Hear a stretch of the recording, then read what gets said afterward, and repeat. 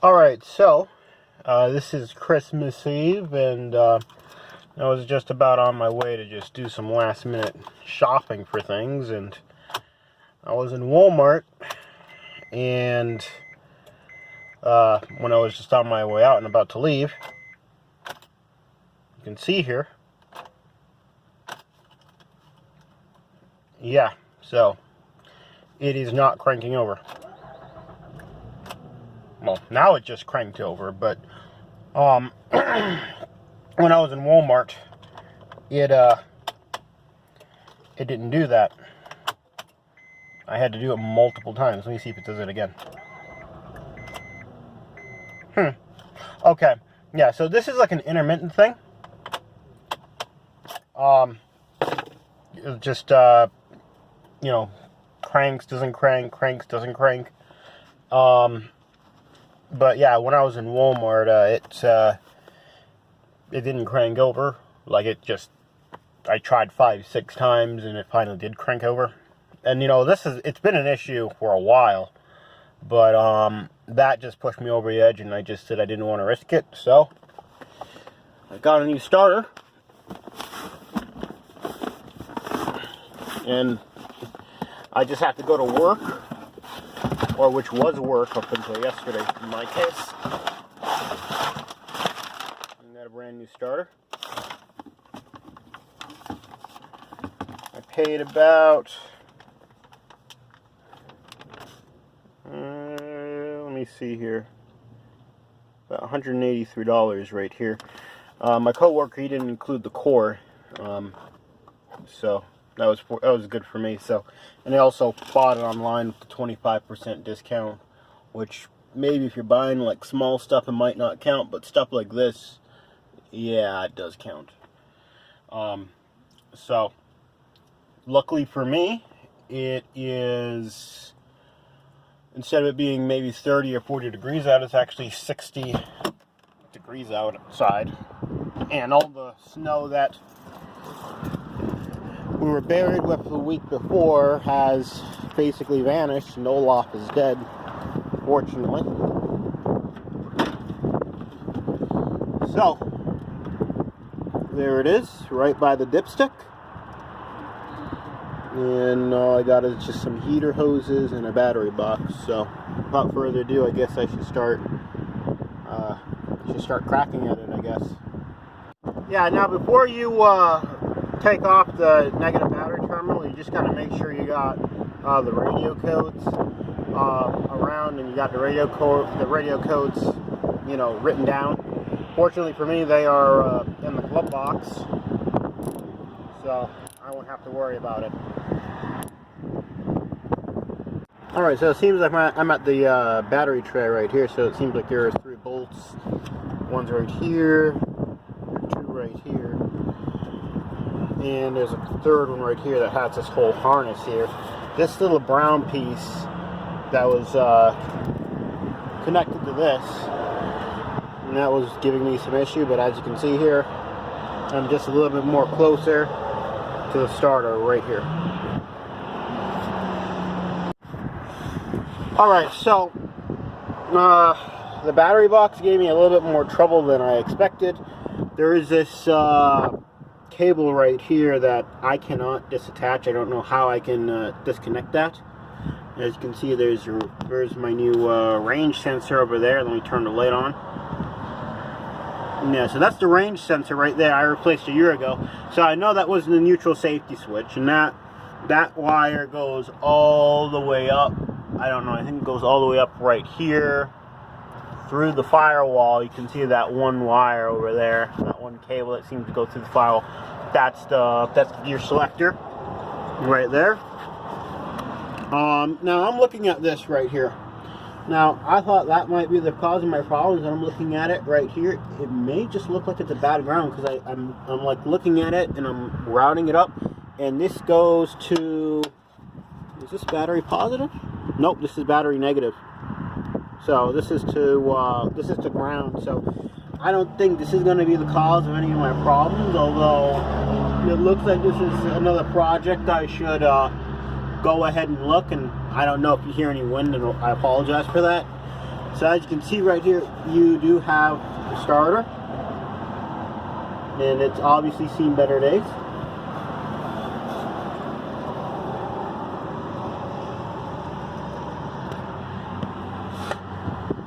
So that's pretty much there. All I have right here is the heater hoses, which I think I'll have to tuck out the way. But yeah, yeah, the battery tray bolts, they were quite a bit of a pain to get off. But aside from that, that and the cables, getting the cables out of the way. This one specifically, there is a strap right here. That this goes to the PCM, so I didn't want to disconnect it. So there's this strap right here that was sort of attached to some way to this. I had to pull it off with pliers or cut it. But yeah, aside from that, I guess I should just start getting to the starter now. Just have to get the bolts and the boots off and stuff. Alright, so I finally got the starter out. Of after a lot of just moaning and whining, and yeah, the starter mountain bolts, they're quite a pain. This one especially because of the rust. Yeah, so you can see the S terminal and the positive and stuff like that.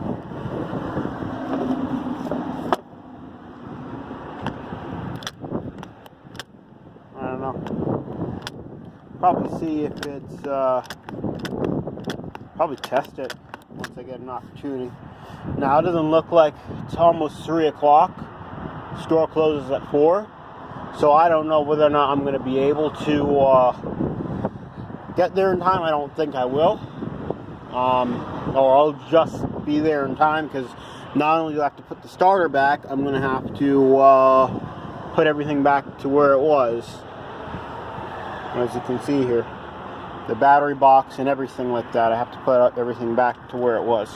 So I don't believe I'm going to do that in time.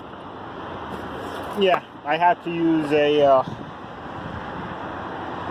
part of a jack, that tube, for leverage to the starter, for the starter bolts. You can see here there's a gasket that is still there.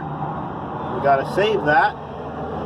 I don't know why they don't include that when you buy a new starter for the car, but you got to save that. And as a matter of fact, you see something.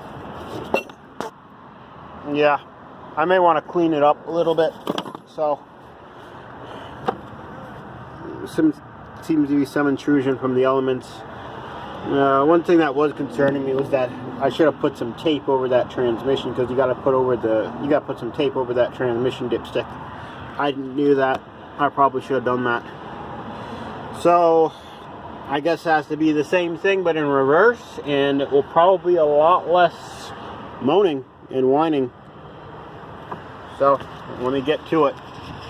Alright, one thing about the starter gasket here, you're going to see smaller holes and bigger holes here. Like one's a bolt hole right here, the other one is like where the mounting hole is at. All you gotta do really is you gotta match them up. I don't know if I can do this correctly, because I saw it. I thought the indentation would mean something, and it would go in a certain way. It'd probably go in like this, like it does go in like this. Once you match up the holes, you can see the smaller hole is right to the left of the bigger hole, and you can see that's how it is right here. Because if you flip it over, it's not like that anymore. So I guess it goes in like this. Alright, let me get back at it. Alright, so here's a glimpse at the new starter. Take this zip tie off. See, this is a CarQuest. It's the part number. Fortunately, that's where it was remanufactured in. Better places, but it is what it is. So it looks like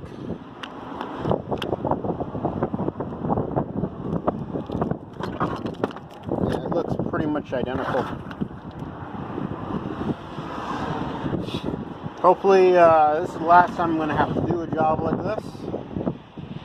for the life of the car. Has 250,000, nearly 250,000 miles. It's creeping. It's up there. It's creeping to it. Can't think of a reason why it won't go up to that, but hopefully this is going to be the last starter this car is ever going to need.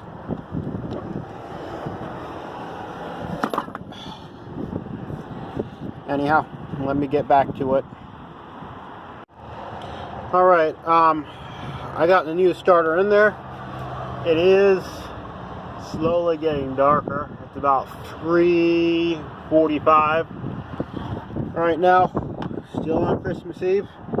I got the torque wrench right here. I believe I saw on the specs was about 33 foot-pounds for this. So that's what I'm going to do. But aside from that, after that, I'm going to have to put on all the connectors. And once I get all the connectors on, I just got to organize the heater hoses and stuff. And after that, I'll have to put on the battery box. So I think by the time I'm done, I think it's going to be pretty dark outside by the time I'm done with everything. But as long as I get the starter in, I'm perfectly fine with that, honestly. Alright, so it is, I think, let me see, 10 minutes to 5. About 10 minutes to 5. So it's taking me about 4 hours for this whole thing from start to finish. I didn't have the best, stuff in the world. However, the weather was good to me. It looked like it was about to rain. So, let me just cross my fingers, say a prayer, and see what happens. Woo! Well, that is a lot better. That is a lot better. A lot better. I was a bit worried about that ground cable, but I don't know where that ground cable went to be honest. But there was another ground cable from the battery, from the terminal negative to somewhere else. So it doesn't look like that ground cable seems to do anything. So, but I will take a look at that in the future. So I'm at least happy that this is working, and at least that this is something off my table. So here's the core. Let me see. There's a last look at this. This has pretty much been on with it since the factory, so this is like 15 years old. And at least the things I've learned are that now I know how important it is for wobble extensions, for flex heads, and all sorts of other important things, and maybe some pliers for some connectors and stuff like that. So let me do it one more time.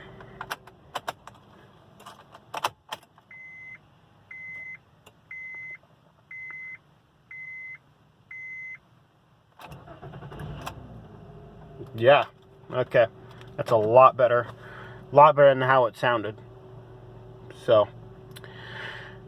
anyhow, I don't know who's gonna watch this, but I appreciate you tuning in. And well, although I couldn't get the things I could done on Christmas Eve, I guess I can do it on Boxing Day. So anyhow, thanks for watching.